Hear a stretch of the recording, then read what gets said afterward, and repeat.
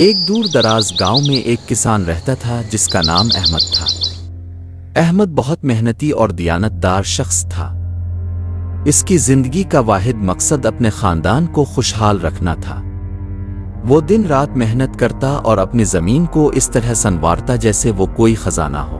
احمد کے پاس تھوڑی سی زمین تھی اور وہ ہمیشہ فکر مند رہتا تھا کہ وہ اپنی زمین سے زیادہ فائدہ کیسے حاصل کرے، لیکن وہ جانتا تھا کہ ہر فصل اللہ کے حکم سے ہوتی ہے اور اس کے لیے صبر اور محنت ضروری ہے۔ ایک دن احمد کے گاؤں میں ایک تاجر آیا جو مختلف دیہات میں جا کر کسانوں سے فصلیں خریدتا تھا۔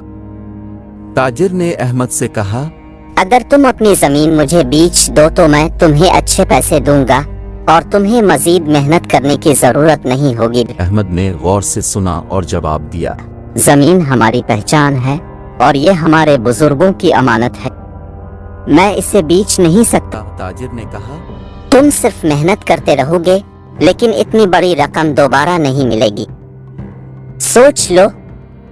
احمد نے جواب دیا، پیسہ وقتی چیز ہے لیکن زمین ہمیشہ کی، میں اپنی زمین کی حفاظت کروں گا چاہے کچھ بھی ہو۔ اس کے بعد احمد نے اپنے کام پر دھیان دیا اور دن رات زمین کی دیکھ بھال میں لگا رہا۔